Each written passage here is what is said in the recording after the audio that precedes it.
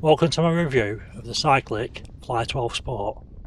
I believe I originally came across this on Facebook as an advert, and I messaged them and said I'd love to review it, and they very generously let me. When you get this, you get the FLY12 Sport, a 64GB card, a handlebar mount, a universal adapter to mount it on other stuff, a data cable and a safety tether. I asked for the protection pack as well, which includes a silicone case and screen protectors because again, you don't want your screen scratching, so better safe than sorry. So basically I've been looking for a dash cam / cycle cam for a while because we all kind of need them, and I've never really seen one that appeals to me because it's usually cheap ones on Temu and AliExpress and stuff, and I don't really want them type of things. Obviously we like to save money, but then I feel the cheap ones usually aren't waterproof, and the app's usually really complicated and fiddly because they've just put them together last minute with no consideration. So when you buy cheap you get cheap, and it makes things so much harder. So basically when you get the FLY12 Sport, it's really easy to set up. You just basically format the card, which is already in it, and you're ready to go really. Just basically turn it on every time you want to go out and it'll record everything. The app is really nice, really simple. You can use it on your phone or on a PC, whichever one suits you best, and it's really easy to set up and use. Basically you plug one end of the data cable into the FLY12 Sport and the other end into your PC or phone, and then load up the app and you can access everything. So easy to use, and the actual data cable is just USB-C as well, so a nice common cable if you lose it. Now when it records videos, obviously the memory card's going to get full eventually, and when that happens it records over the oldest one first and keeps that cycle, so basically it's always recording over the oldest one with the newest one. My memory card seems to be full now and there's about 60 videos on there, so you get a decent amount of videos on it. Now I believe that if your bike tilts to a certain angle, the FLY12 Sport interprets that as an accident and puts the lock recording in place, which means it won't record over itself, and it also lock records the one before it as well, I believe. You can also do this by pressing the Q button on the side of the device, which will do the same thing, and it locks the recording. When you go into the app, these show up differently. They've got a little padlock in the top right hand corner and it says lock instead of CYQ, so they're easily identifiable which ones you want to save and which ones you flagged. Now all the lock video means is that the FLY12 Sport won't record over it. You can delete them manually, and when you go into the app you'll be able to see how much the device memory is used by the locked videos. It only shows the device memory used by the locked videos because every other video it doesn't deem as memory, it just deems as there because it'll record over them if it needs to, but the locked ones it keeps until you delete them manually.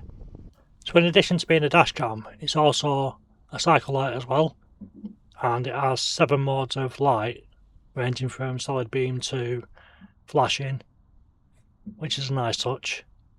Now when I tried it at night, the light itself was really bright. I had to tilt it down on my handlebars at one point in driver's eyes. But yeah, it's a really nice light. When you mount this as well, it's a bit like the Garmin mounts, except it's a different one. It's its own custom one, and it feels tighter than the Garmin mount, so there's very little movement when it's mounted. It just sits there nicely and safely. In honesty, I kind of like that, but at the same time I do like the Garmin mounts because I can just buy them off eBay very cheaply. I don't know how you go about getting replacement mounts for this. Obviously the good thing about the mount is it's very easy to put on your bike and it's very easy to take off again, so if you pop into the shop you can just take your camera with you. Now obviously when I do my reviews I use a GoPro, and I could technically just use that, but the problem with that is GoPro batteries run out very quick. You're talking an hour and your battery's dead. This thing has quite a good battery in, and they say it lasts 7 hours before it needs recharging, which is more than enough for your journey. Now the other thing with this is you can also change the video settings, like the quality of the video. I've got it on 1440p at 30 frames per second, which is the standard.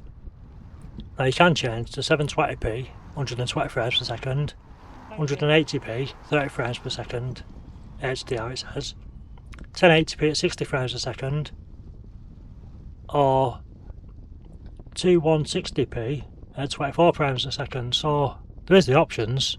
Now obviously when you do that, if you go higher you're going to get less videos per memory card, and if you go lower you'll get more, but the quality won't be as good, so I think seconds wise there's a good trade-off, and that's where I'm leaving mine.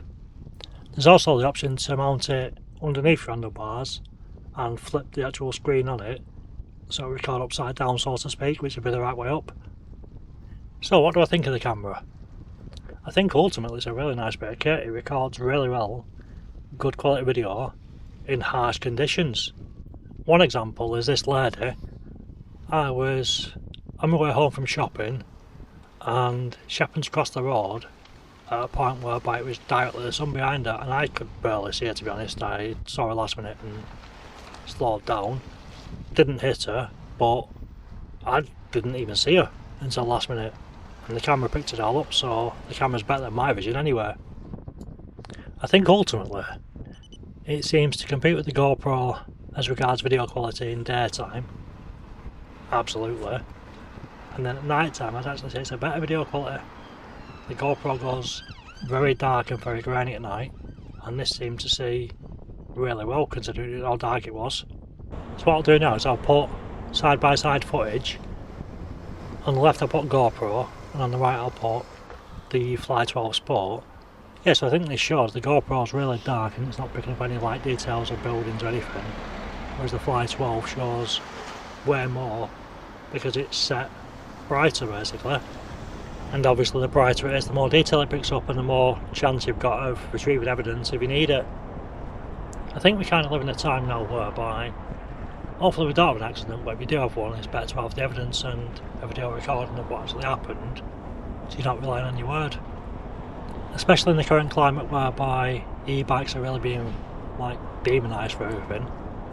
If you was to ride down a path or you hit a pedestrian, then a lot of the time they try and go, oh, it's one of those demon e-bikes, and they try and condemn you for it. But with the evidence and the video footage you can show that it was riding reasonably and safely and it was a genuine accident, which avoids all the demonisation basically. Now the only flaw really, and I don't really think it's a flaw because the GoPro does the same, is at night because the lights are bright, reg plates are really hard to read. Like they seem to glow back at you and you can't really see what the reg of the car was. Now I don't know if they fixed that because it's just how it is, and that's not the camera's fault, that's just light's fault really. But beyond that, it does a really good job.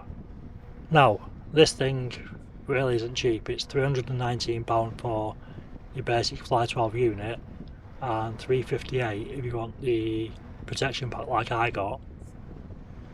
Now yeah, it's a lot of money, but when you look at side by side comparison against the GoPro, it's doing a better job at night than the GoPro. At night time it's really the hardest time to film, so you're getting a very high quality camera that's really well made.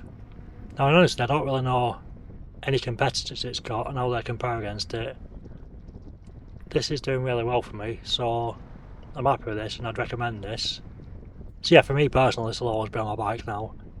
I won't leave home without it. It's an essential bit of kit for me. They also do a Fly 6 Pro, which is basically a backlight version, so you can have front and rear cameras operating at the same time and you'll get everything then. So look into that if that's an option you fancy as well. So I hope you found this useful and help you decide whether you want this camera or not, or both cameras. If you got this far, thank you for watching. Any questions, comments, pop them in the comment section and I'll get back to you. Let me know, do you like this camera or not? Is it something that you're going to buy? Not? Let me know. And again, if you like the content I'm making, please do like, share and subscribe, it really does help the channel. And I'll see you in the next video.